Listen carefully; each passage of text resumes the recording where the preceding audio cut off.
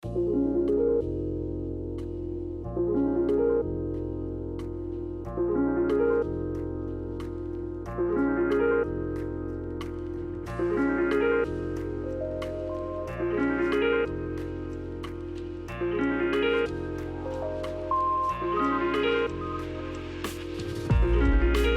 and welcome to Noclip, the podcast about video games, the people who make them, and the people who play them. On today's episode, we talk to a guy who grew up a short drive from the epicenter of the online media revolution. As video game website Giant Bomb recently celebrated its 10th year of operation, we decided to talk to its founder about skipping school, hosting podcasts, and getting fired in front of the entire world.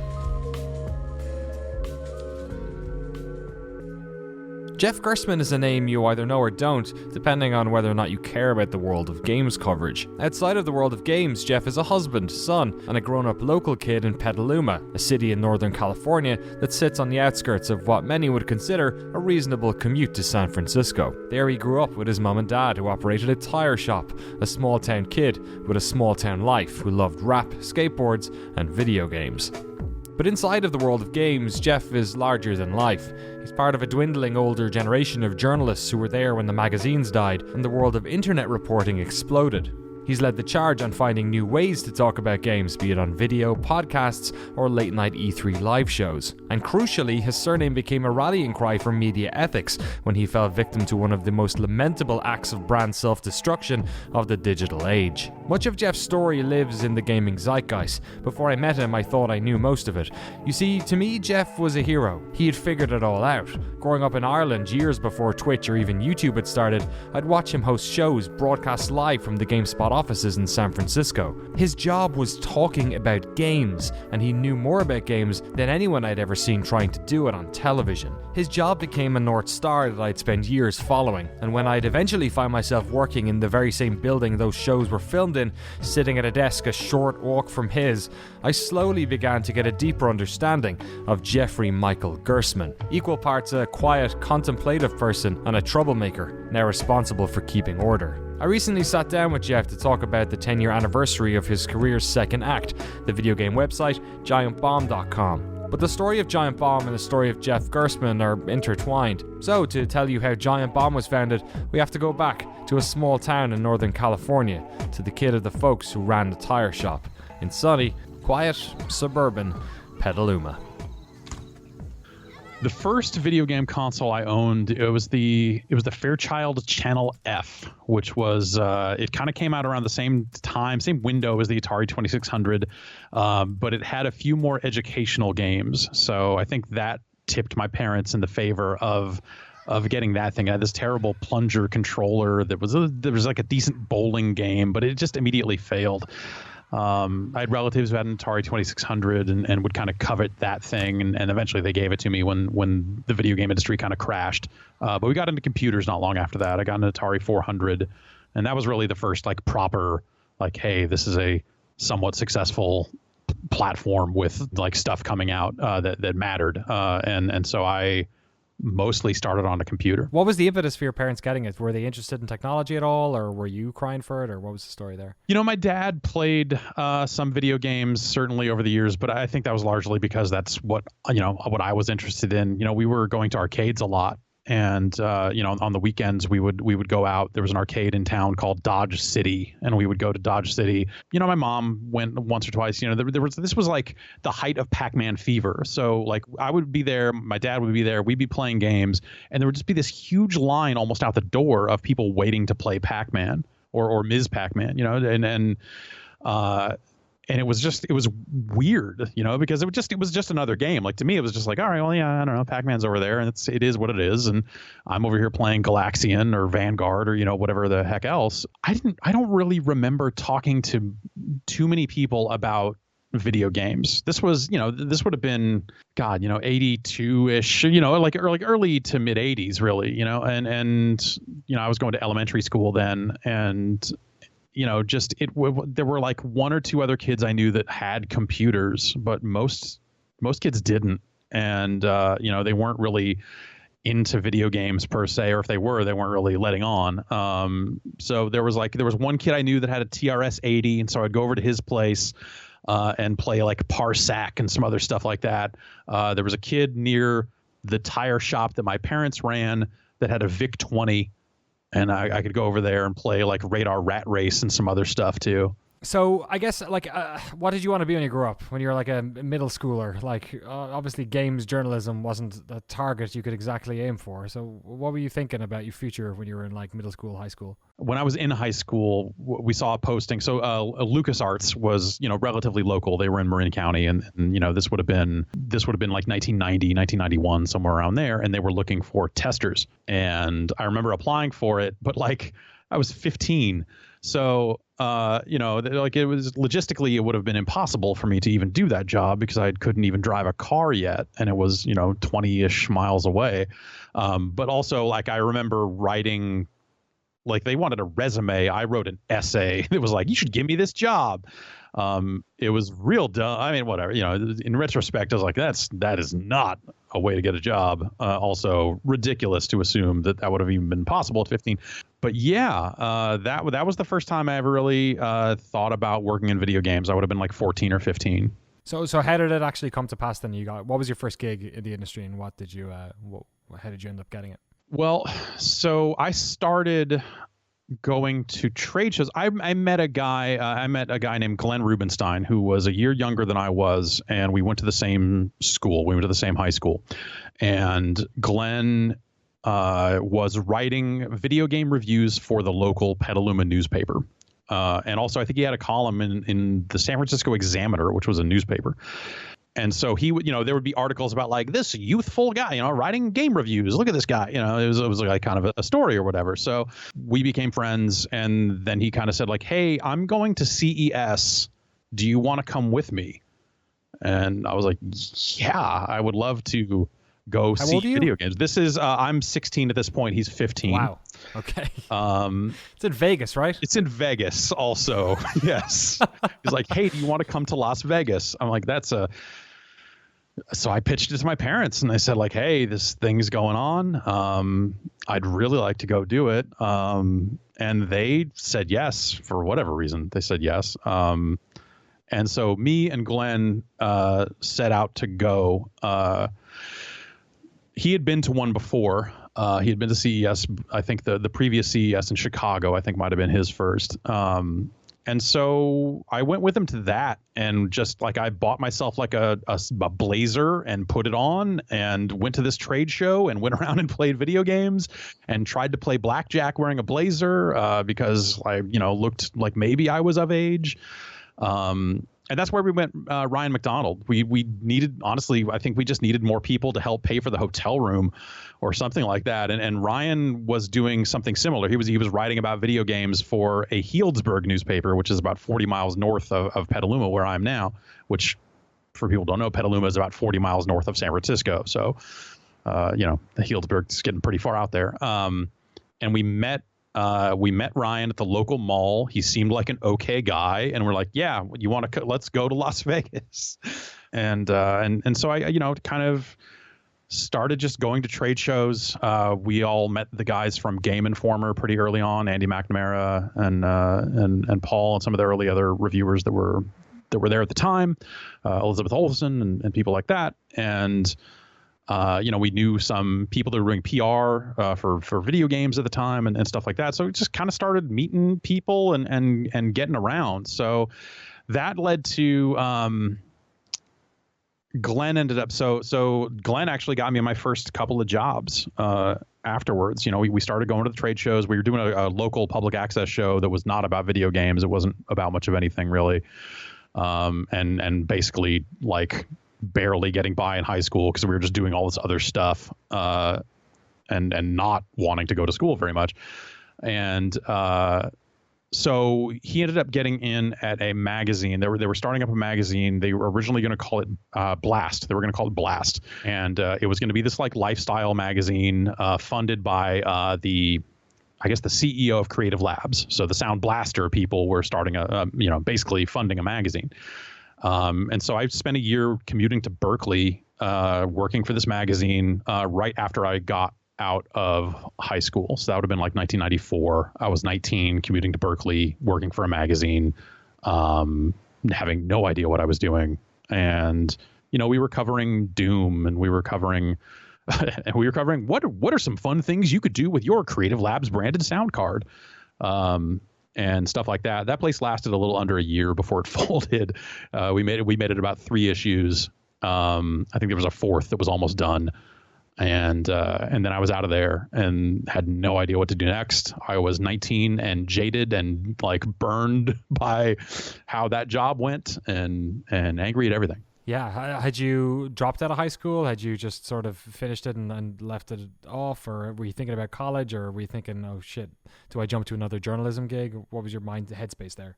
I finished high school. I ended up, because we were between the public access show we were doing and this video game stuff that was still pretty nascent, wasn't really a job. It was very easy to look at that stuff and go like, man, I don't want to go to school. Like, it's a waste of time. And so there was a while there that like I was like, oh, I'll get my GED, which is like you can kind of test out of high school, and they tell you that it's equivalent to a high school diploma, but then in some ways it's kind of not. I don't know. There was a weird. So I had missed so much school, and also so we were doing the public access show, and I filmed a teacher. So a teacher at the school the high school I was going to, our chemistry teacher got fired. And I believe that the talk was, I'm not sure, it was sexual harassment from the sounds of things, like to students. And so the first day that they introduced, here's your new chemistry teacher, I had the video camera that we used to tape the show. So I filmed them introducing this new teacher and all this other stuff, and like asked them questions like it was a press conference. Right. And they answered it. No one said, hey, put that thing down. Like, I was very clearly pointing a video camera at them. And then like the next day, the day after, something like that, like the principal called me in and said, hey, what are you going to do with that videotape? And I said, well, we're going to put it on television. Oh my gosh. And he was super not happy about that. I wonder why. Yeah. And so at that point, we realized we had something. So we called the papers and said, hey, we got this tape. And they started investigating it, and it became a story. It was something that I think they were trying to keep very quiet. Later on, that teacher would show up at my doorstep looking for a copy of the tape because he was trying to sue I don't know, he was trying to, get something out of the school district or something over what happened. Or it was like, this was like years later after I was out of high school. So that was very strange. So after that, it was, between that and the amount of school we were missing, I had like a guidance counselor basically recommend that I should go on independent study. Right. Which was basically, at the time, it was primarily, it would have been like pregnant teens and people that like, were having trouble in school and that sort of stuff. And they were like, oh, we're piloting a new program. You just, for kids who don't necessarily fit into the standard curriculum. And they pitched it like that. But I mean, basically, it felt like they were just trying to get me and Glenn out of there. Right. Journalist at heart, it turns out.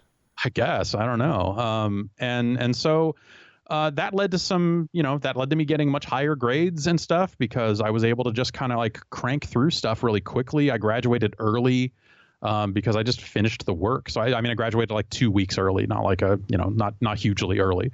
But it was great. It felt like I was getting one over on the school district because I was, doing a full semester of science while like reading a book in my parents' hot tub or, just like stupid crap like that. I was getting like journalism credit for the stuff we were doing, going to trade shows and, like video production. They were just, they were just throwing credits at me left and right. And so, yeah, I graduated early. It was great. I was able to take that and go back to the high school that I had stopped going to and go talk to like the one teacher that I liked, Mr. Moore. He was a math teacher. Great guy. Can be taught some of the computer stuff also. And I remember telling him like, hey, I just graduated. And he just looked at me and said, God damn it, Gerstmann, you got him.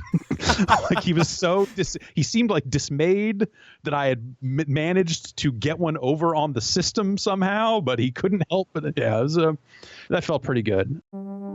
Through his life, Jeff's do-it-his-own-way attitude has been both the source of great strength and the catalyst for much drama. He attended a local junior college for a semester, but it didn't stick, preferring to do extracurricular work like attending trade shows with his friend Ryan McDonald, hanging out with local bands, and as he put it, learning how to drink.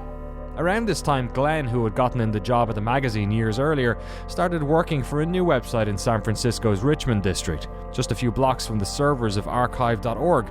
On the cloudy avenues of Clement Street lied an office where a staff of 20 was running the website GameSpot. They had hired Glenn to lead the charge on a new console-focused spin-off of the site that they were going to call Video GameSpot. Glenn hired Ryan McDonald not long after that to be like the strategy/codes editor. And then I started freelancing for him because they wanted 100 reviews by launch, and they were looking to launch like 3 months, 4 months from that time. And so I started cranking out reviews.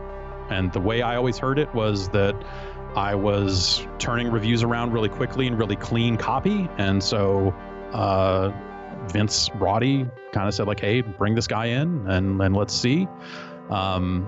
And they brought me in as like an editorial assistant, which was more or less an intern type role. And then within 2 or 3 months, not even 2 or 3 months, within like a month, the launch editor, there was a guy, Joe Hutsko, who would come on. It was one of Vince's friends who would just come on, I think, to kind of see this console site through to launch. And then I think he was going to go on to do something else somewhere else.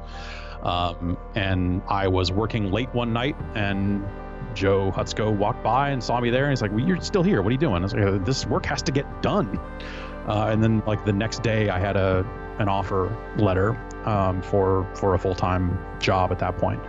GameSpot would go through several transformations and acquisitions over the coming years, but as the business side of online media was learning how to walk, emerging technologies were creating exciting new ways for people to talk about games. GameSpot led this charge with one of the first video game podcasts, The Hotspot, and a weekly live show, On the Spot. Suddenly, these young game reporters were starting to become more than just bylines. For years, readers, the folks writing reviews and new articles, were just names at the bottom of a page. But now, for the first time, they were people with voices and faces, people with unique perspectives, opinions, and personalities. And Jeff, who with his experience doing public access shows in Petaluma, was at the forefront of this new form of media. The idea of streaming video games on the internet now is so blasé and normal. Yeah. But back then, it I think to a lot of people it felt like magical, like a television channel that's broadcasting about games. From your perspective, on your guys' end, did it feel weird to be like doing a live show that people were watching, where you were just talking about this relatively niche hobby? It felt like a natural extension of the stuff we had been doing. And it felt like, I don't know. Like it felt fresh and cool. And like the tech was weird. And sometimes, it didn't work the way you wanted it to. But at the same time, we were wearing makeup. We had built a studio. We had lights. We had a jib. It was Frank Adams lowering a camera into the shot and all this other stuff. And so, coming from like these lame public access shows I was doing when I was 16 and stuff, like I had a weird leg up on a lot of other people because I was already relatively comfortable being in front of a camera. GameSpot continued to evolve. It went from indie to being purchased by media house Ziff Davis, who then eventually sold it to CNET. By this stage, the editor-in-chief was Greg Kasavin, who you may now recognize as the creative director of Supergiant Games, a studio we're currently running an embedded series on. His two right-hand men at the time were Ricardo Torres on previews and Jeff on reviews. But when Greg left to start his career in games production, the role was never properly filled. Instead, Ricardo and Jeff sort of ran it together, with increased influence being exerted on them from the powers above. The original founders of GameSpot had come from an editorial background, but they were gone, and the site was now being managed by people who were less seasoned, more traffic-orientated, and didn't necessarily value the power of editorial independence as much as they should have. There was an understanding about like, this is kind of how this stuff is supposed to work. It's not always supposed to be an easy relationship if everyone's kind of sticking to their guns and doing their jobs and stuff. I don't know that they always saw the value of that. I think that's something that, they corrected quickly. It was just it was a blip. If you look at GameSpot as a 20 plus year institution, like there was that brief period of time there where it was like, man, this went a little sideways for a bit. And and I was just in the right place at the right time, wrong place, wrong time, whatever it was. What happened to Jeff next has been told 1,000 times, with new pieces added as the years provided new context. I myself spent years trying to fill in the blanks on how it all went down, talking to friends and colleagues of Jeff who were there that day. It was a Wednesday in November 2007, and the office was busily preparing for the weekly live show, which aired on Thursday afternoon. Jeff had just had another brush-up with management, this time over a review of Kane & Lynch, which had made the sales department uncomfortable as they'd sold a large advertising campaign to the games publisher Eidos. If you visited GameSpot that week, the entire homepage was taken over by messaging about the game, alongside a 6 out of 10 review from Jeff. Jeff had had some run-ins with top brass before and felt like he'd come close to losing his job a few times. But this wasn't one of those times. It seemed like it had been dealt with and he was already working on his next review. Later that morning, his supervisor called him into a meeting and then called HR. He was told he was being terminated immediately, and as California is an at-will employment state, Jeff had no recourse. He was told to clean out his desk, and bizarrely was allowed to walk the halls for the rest of the day, saying goodbye to his friends and colleagues, who were cursing the names of those in charge. Jeff drove home that day, the same 40-mile commute between San Francisco and Petaluma he had done thousands of times before. But this time it would be different. It would be a number of years before he stepped foot in that building again. There was no live show that week. The Kane & Lynch review had been taken down and then reposted, and slowly over the coming days, rumours began to circulate about Jeff's termination. Popular webcomic Penny Arcade ran a strip outlining the pressures from Eidos. Staff from the website 1UP, who were located just a block north of GameSpot on San Francisco's 2nd Street, held a protest outside the lobby of the building in support of the remaining staff. In an age before social media, it would be a full 8 days before the staff would actually speak up, and it happened on the next episode of On the Spot. The show ran with a somber opening. Ryan McDonald, flanked by Ricardo Torres and a wincing Alex Navarro, explained the situation. The camera panned out to reveal a full set with previewer Brad Shoemaker, new hire Kevin Van Ord, community manager Jody Robinson, and reporter Brendan Sinclair, among dozens of other staff. Obviously, we wanted to start today's On the Spot off a little different than we had in the past.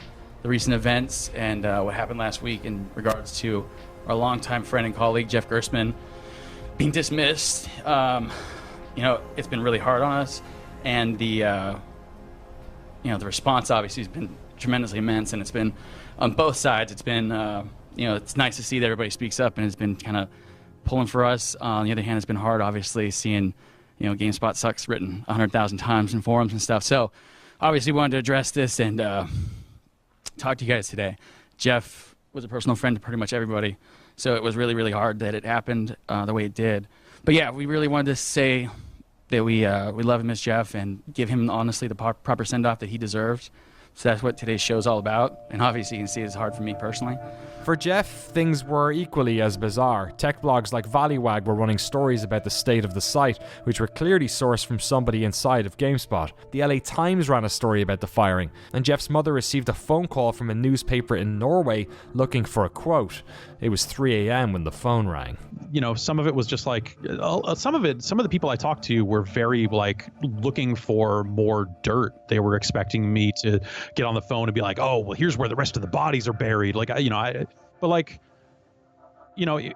was shocked. I was not happy about the whole thing, but at the same time, I feel good about the work I did while I was there, and there were so many great people there that kind of got caught in some of this crossfire a little bit. It was, it wasn't, I wasn't like, oh, well, here's the other nasty things that happened. There wasn't any, there wasn't anything else. So, so some people were coming to me looking for some bigger story that I just didn't have to give. And that was strange. It seemed like everyone wanted something from me for a little while. And it was a very weird time.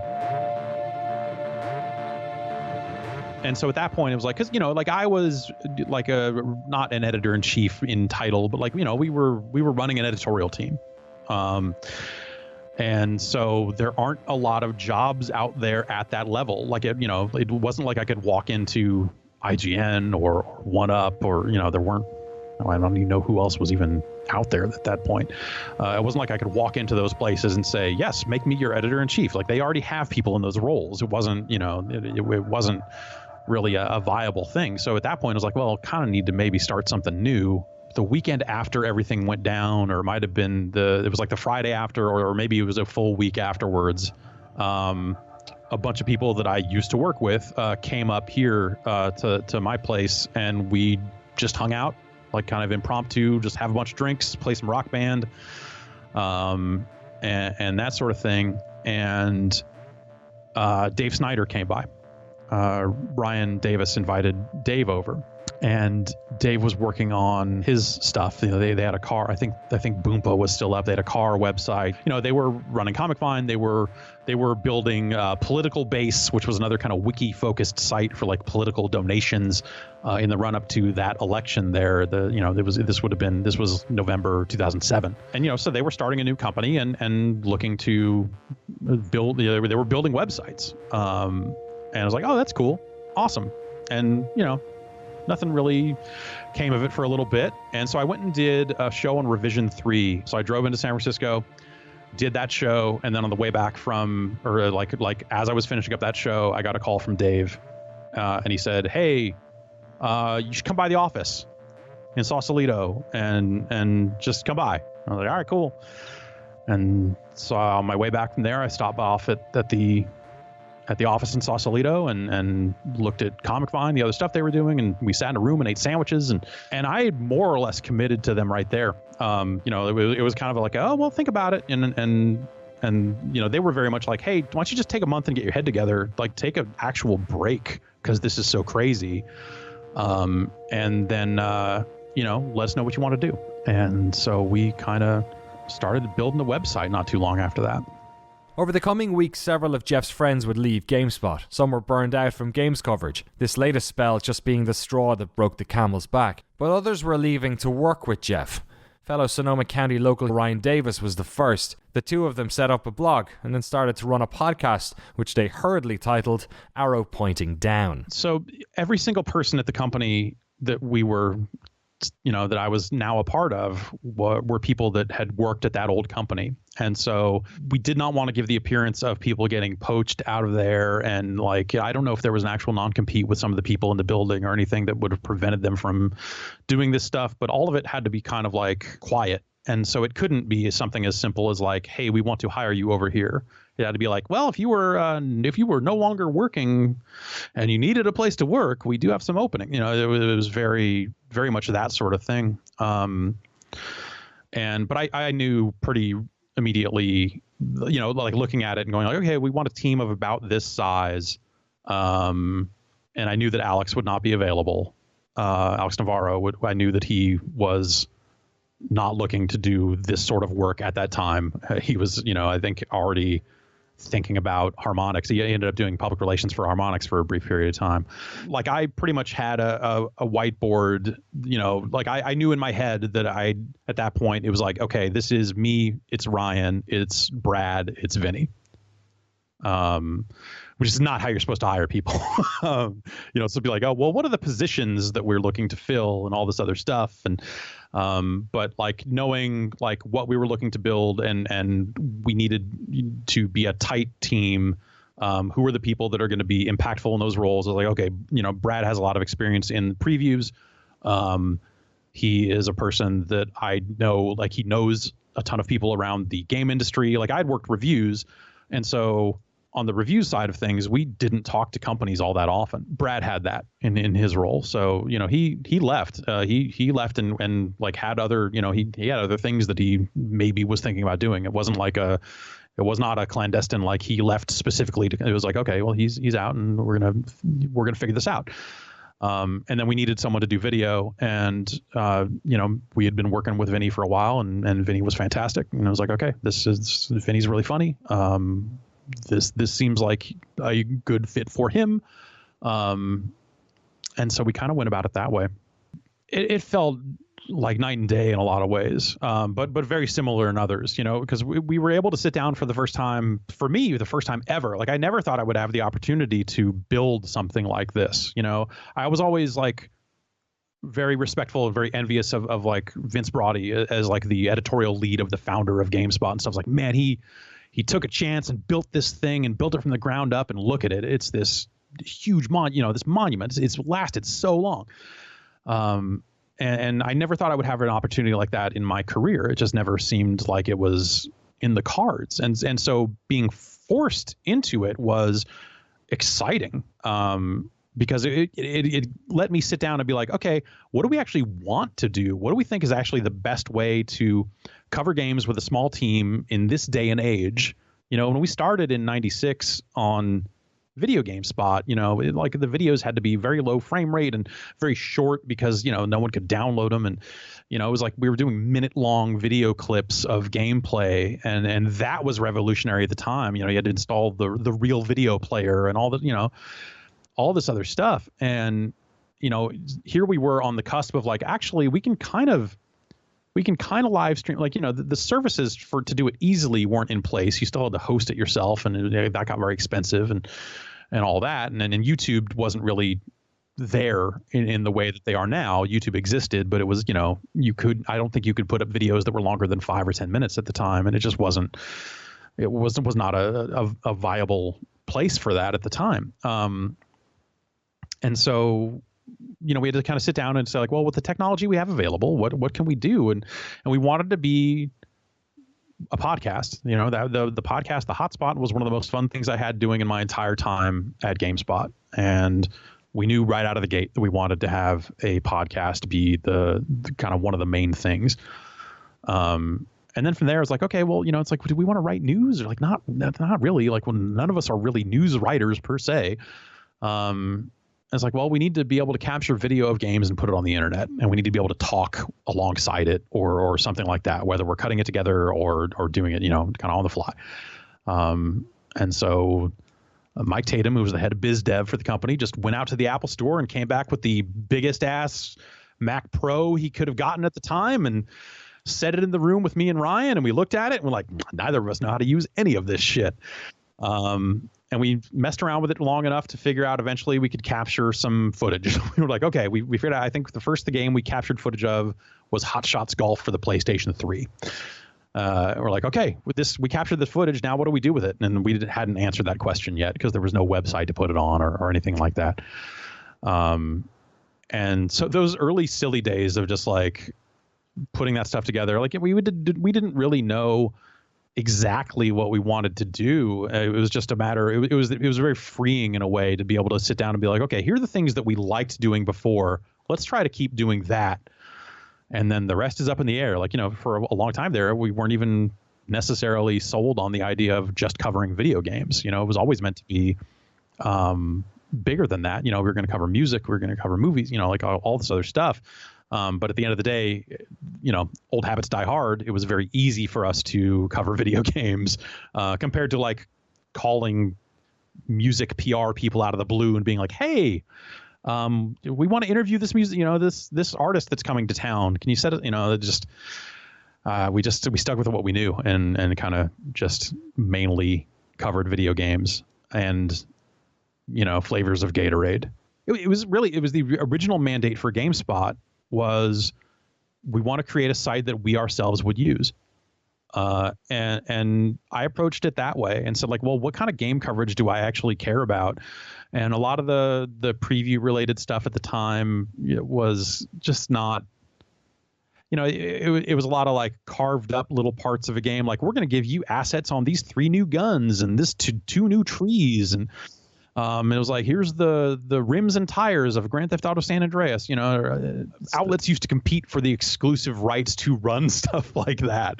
And you know, it was a very different time. So, you know, we knew we were never going to matter to publishers the same way the big sites did. And that was fine. We wanted to kind of do our own thing. And so that led to it being a little more guerrilla. Like you talked earlier about, you know, long footage of games being something of a novelty or a weird impossibility back then. But for us, it kind of just became a necessity because of the number of people we had and then the lack of time we could devote to actual editing. It was like just stuff kind of came in long out of the gate. And so we first launched as just a WordPress blog, and we went to our first E3 in 2008 with just a WordPress blog. We could run videos on it, but it was pretty bare bones. It was mostly a placeholder. It was like, here's the name of the site. You can comment on these stories. And we were just kind of writing news and reviews and putting up videos here and there. And it was all pretty straightforward stuff. It was like that and the podcast. And then we rolled out the full site not long after that E3. It was like July of that year, I think. And then that was like, okay, now here's this full wiki. Here's, all this other stuff, better user features, all, full message boards, all this other stuff. And so we went at it that way for a while. And then the premium membership stuff came later. It wasn't just old staff who were leaving GameSpot for Jeff's new project. Users were flocking too. Once the full site was launched, tens of thousands of profiles were created, a large portion of which were disenfranchised GameSpot fans who wanted to support Jeff and the staff who had left. I was one of them, and I remember that time well. The passion and excitement of those days was one of the most powerful moments I've had as part of an online community, and the folks at Whiskey Media used that passion to help fund the site. Giant Bomb had taken the ad-free subscription model that GameSpot had pioneered and added much more. For $5 a month, you not only supported some of your favorite creators, but got access to bonus videos and features. New users signed up in their droves. The launch of the site proper exceeded our expectations in a way that like wiki submissions were taking a week or more to approve because so many people were signing up and contributing and all this other stuff. It was just we were staying up all night working on just the community stuff, moderation stuff. And then the premium membership stuff did well out of the gate. We went back and forth on a few ideas about, what are we offering here and all that sort of stuff. But yeah, it did really well that first day. Advertising was never really a thing for us. It's we had one in-house ad person eventually for a brief period of time, but like, advertising is all about eyeballs, and we were never going to be the biggest website in the world. It was, we were about, okay, well, we want people who really care about this stuff.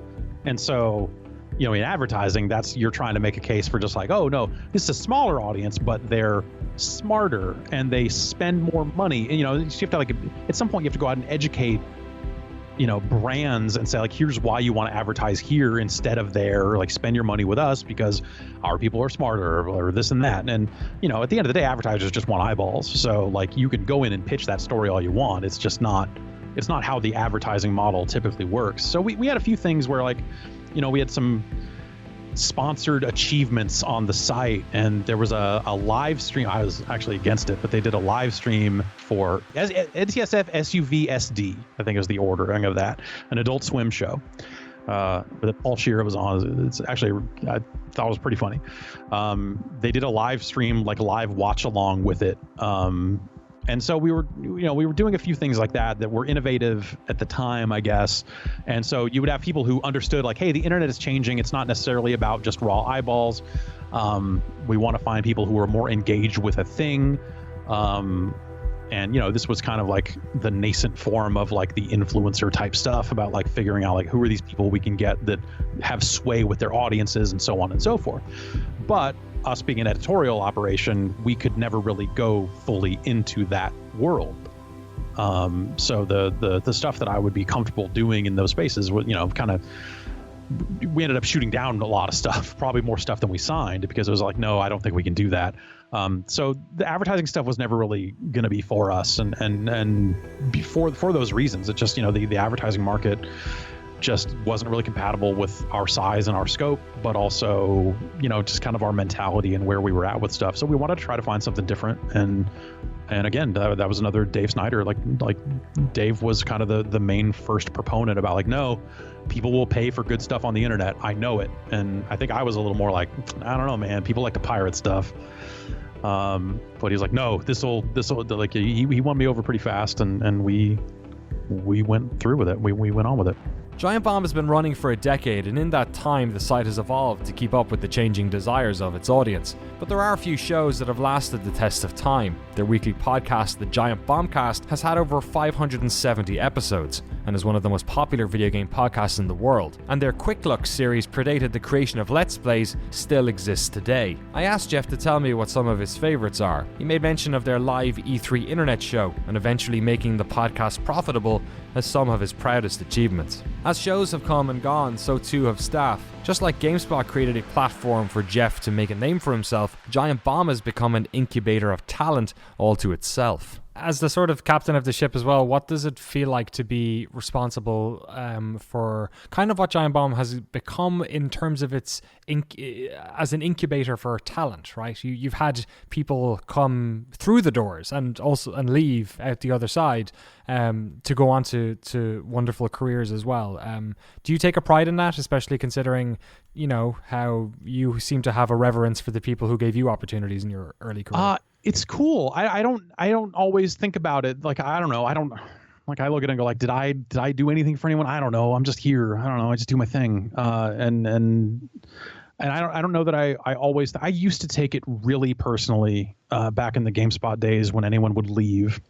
I would always think like, man, why would you go do something else? Like we're doing great. It's doing all this other stuff. And now I look at it in retrospect and go like, maybe it was people like me in the senior roles for as long as we were that led to people below us wanting to get out for more opportunities. And you're like, man, yeah, okay.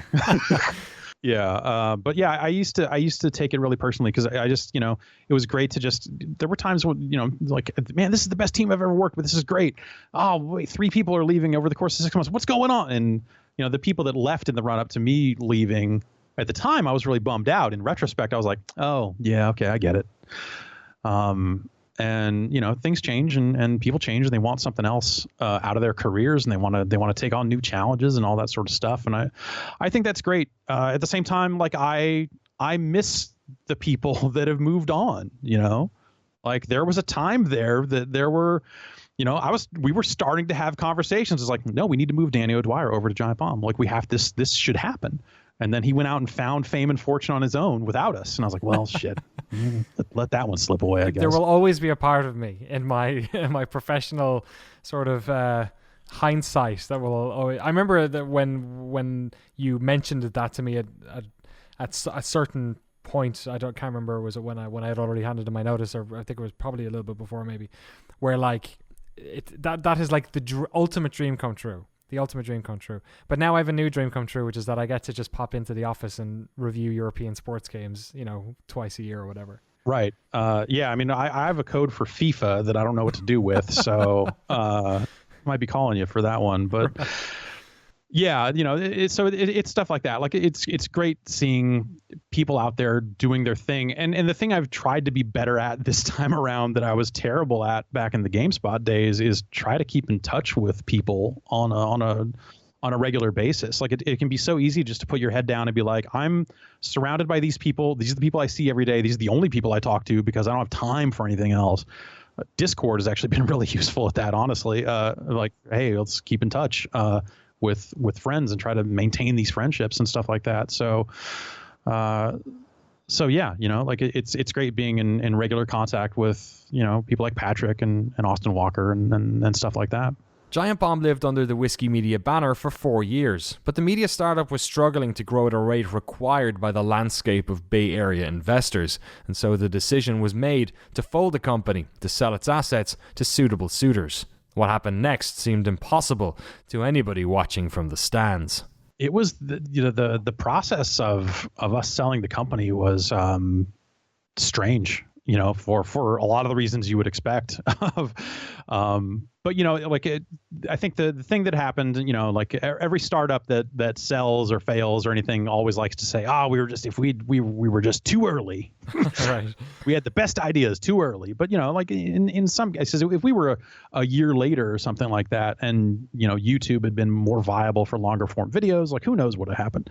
You know, we made the best choices we could along the way. But at the end of the day, you know, they had launched a lot of other sites and wanted it to be this big network. And when that kind of, I think that wasn't happening at the rate that they needed it to happen. So it became a case of just like, okay, it's time to move on and move on to a different business and do a different thing. And so, you know, we were at that point lucky enough to be something that was sellable. Like you think about the number of startups, especially the number of content companies that launched and just went under. And with Giant Bomb, with the premium memberships and that sort of stuff, like we were in a pretty good position there, to where we were doing something that people, I think, were just starting to get a sense of, just like, hey, maybe this like direct to consumer, like subscription type stuff is something we should care about.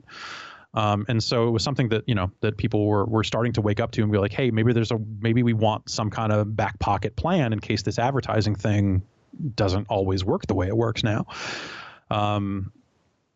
So Mike Tatum, the head of biz dev for Whiskey, asked me one day, he said, hey, would you be open to maybe selling the company to CBS?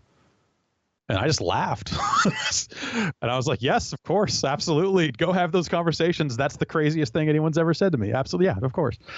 Because obviously, like, that's the thing, like, it was a very different time, a very different company, all that other stuff. Like the stuff that happened to me was like this blip on this timeline of this multi-decade operation, that has had good people at the helm of it for almost all of its time, so and most of the people that were there when I was there last time and involved in some of that unpleasantness were long gone. So at this point it was like, hey, do you want to go talk to John Davison about, maybe coming over there, and Simon Whitcomb? And I was like, oh, well, yeah, they've been around this space for years. It's totally different people. It's like, yeah, of course.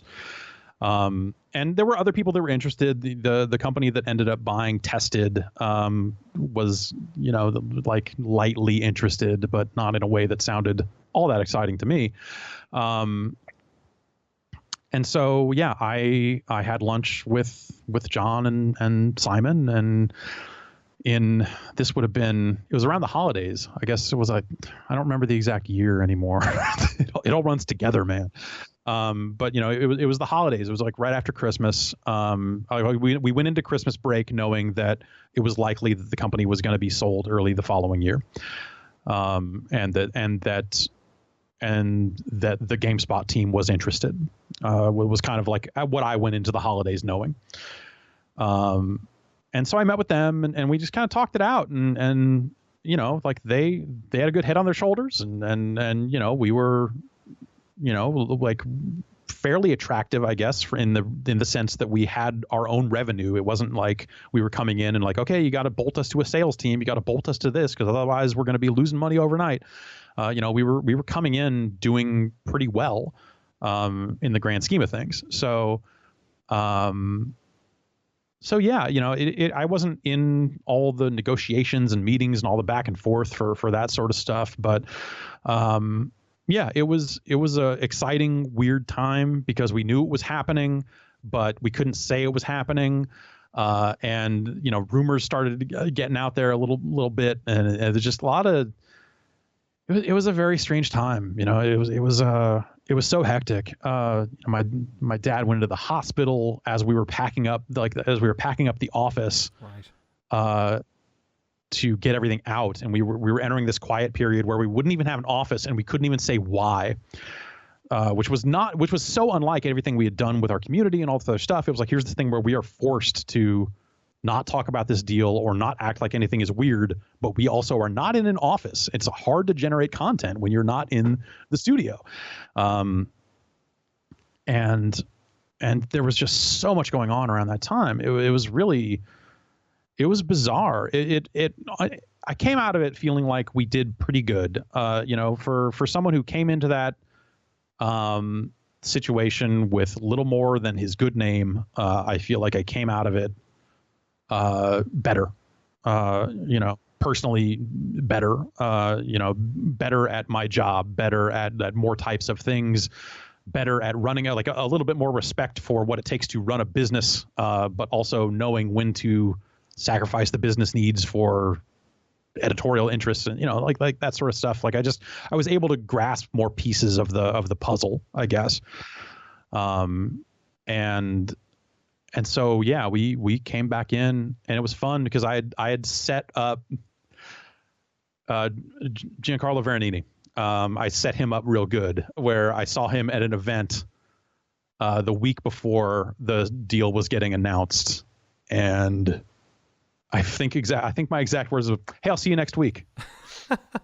And then we left this Microsoft event or whatever we were at, and did he know? Did he twig it, or he didn't know at the time? But he pieced it together, and he was like, "Oh my God, you were saying what you were saying." Yeah, it was, 'cause we still talk to a lot of those people, that were over there. That's so strange. I think I told you we were in the bizarre situation where the UK, I was at GameSpot UK, and the UK sales team had leaked the deal to us. I think maybe 6 weeks before it was announced. Oh, wow. We all knew, and we couldn't tell the American office about it. This is GameSpot UK for you, man. Yeah. One year they tried to give FIFA an 11. Did they actually? Actually, yes. Oh, they turned in a FIFA review that was trying to give it an 11 out of 10. And we had to be like, no, you absolutely cannot under any circumstances do that. For most of Jeff's life, his career and hobby have been impossibly tangled, and so for much of his life, his identity has been too. For years, his Xbox gamer tag was Game Spotting. He only changed it when he set up his new site to Giant Bombing. But since selling to CBS, he's tried to create more distance between these two worlds. Jeff isn't the most social person you'll work with. He commutes to and from Petaluma every day, a 40-mile drive during Bay Area rush hour. Perhaps it's why he doesn't socialize much after work, or maybe it's a convenient excuse to not have to.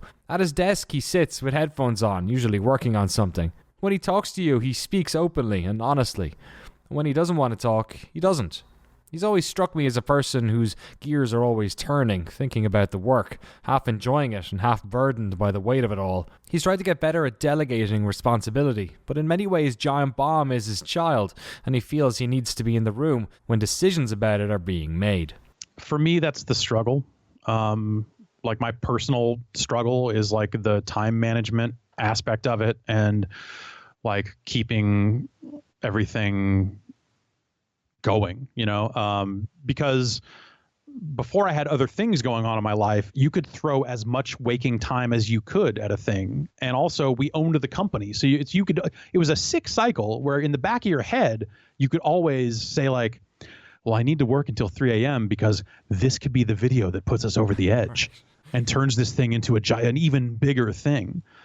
And so it was very easy to justify to yourself incredibly unhealthy work habits that didn't make the site better, that didn't lead to necessarily more content or anything like that. It was very easy to spend every waking moment thinking about it.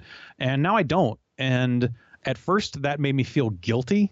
It's been that's the weird struggle of just like, and it's all just kind of a weird head trip about like, okay, I am, and the worry goes from like, am I spending enough time with my family? Am I spending enough time with my job? Like this seems like stuff that everyone else figured out a long time ago, but it's I'm coming to it over these last few years and go like, man, this is an interesting new challenge, but it's been great. Like I wouldn't, if it wasn't for my wife, I don't think I would, I'm not even sure if I would still be doing this, honestly. Like I probably would have completely burned out or something by now, without her to kind of have my back and all that sort of stuff.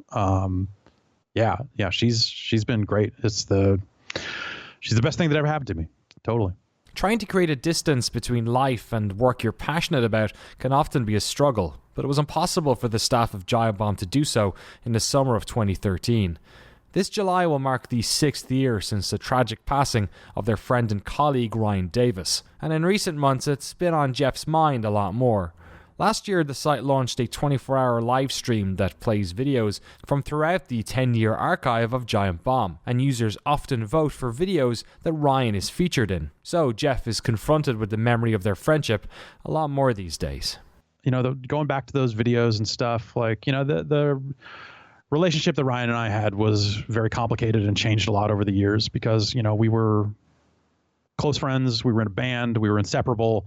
I got him hired. We became co-workers. I became his boss. And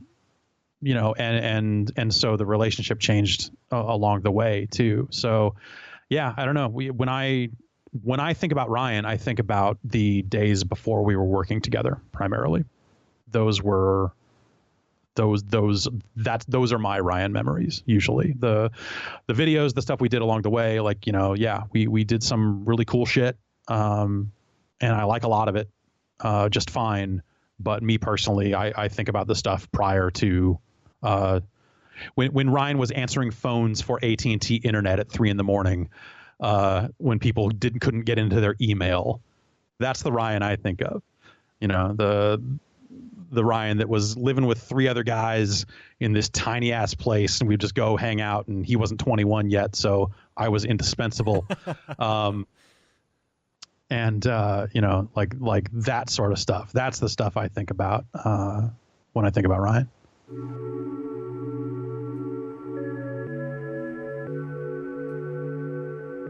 When I asked Jeff about the future of Giant Bomb, he's excited but cautious. Years of working on the internet has taught him to be careful about over-promising before stuff is built. Perhaps his experience have also taught him not to plan too far ahead. As the site enters its 11th year, it's been changing its programming to try and bring in new viewers. Giant Bomb has been successful. It pays its own way at CBS, but it's still a website owned by a large media organization. So often the future is planned quarter by quarter, year by year. Perhaps the most surprising thing in coming to know Jeff is how excited he still is about games. His Twitter profile reads, "I've been writing about video games my entire life. It would be insane to stop now." So you wouldn't blame him for being burnt out on video games after 30 plus years of talking about them. But if nothing else, the thing that strikes me about Jeff Gerstmann is that these days when you can be so cynical about video games, he's still a true believer in the power of the medium, whether it be players of Pac-Man or Fortnite.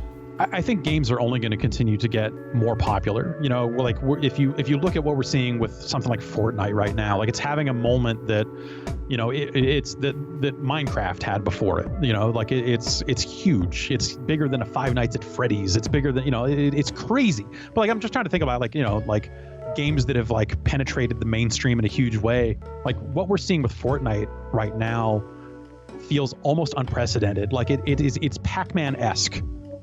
Like Minecraft was huge, but not in a like kids loved Minecraft, kids love Roblox, but Fortnite is cut such a wide swath across society to where like all these popular mainstream sports figures are now doing Fortnite dances in actual sports, and it's never been like that before. So in some ways, like gaming has kind of never been cooler or less cool, depending on your perspective, because it's literally everywhere. Everyone is carrying around a device in their pocket that is capable of feats that like it would have been, insane. Like no console 10 years ago could have done anything like this. Granted the controls are still bad, but the technology is pushed so far forward, and it's so pervasive and in so many different places and so many different styles. You look at like Pokemon Go and the idea of location-based gaming, people getting out there and moving around to catch Pokemon, like all that stuff is amazing and it's crazy. But like where we're going on that front, I think if the technology bears out and data caps don't kill the dream and all this other stuff, we're going to reach a point where anyone can play, top level video games on the device they carry around with them every single day. And in some cases they are. I mean, Fortnite's on phones, for whatever that's worth. So I think that this isn't going to go away. This is gaming's kind of big push into the mainstream kind of once and for all. And I think that, games coverage, that's a more complicated thing. If you look at, YouTube right now with demonetizing videos and, everyone trying to stream and everyone trying to, have a side hustle streaming or something like that. Kids growing up like commentating games as they're playing them because they just watch people on YouTube and they think that's how you're supposed to play games. That's it. That's where we're going, or that's where we are already. And so I think over the next 5 years, it'll be tumultuous because I think you'll see the bottom drop out of ads in a way that makes the Twitch streaming and YouTube and like the kind of hobbyist turned pro streamer. I think that's going to have to even out. I think it's only going to get harder and I think that will keep a lot of people out eventually, or it'll lead to a growth in just the hobbyist streaming, and people will have different expectations. They'll just be like, I'm streaming because I like it. I'm not going to sit here and think I'm going to make a bunch of money. The same way I made public access when I was 16. It's like, oh, we're on television. Like, I'm not making any money off it the way real people on TV do, but I just want to do it because it's fun.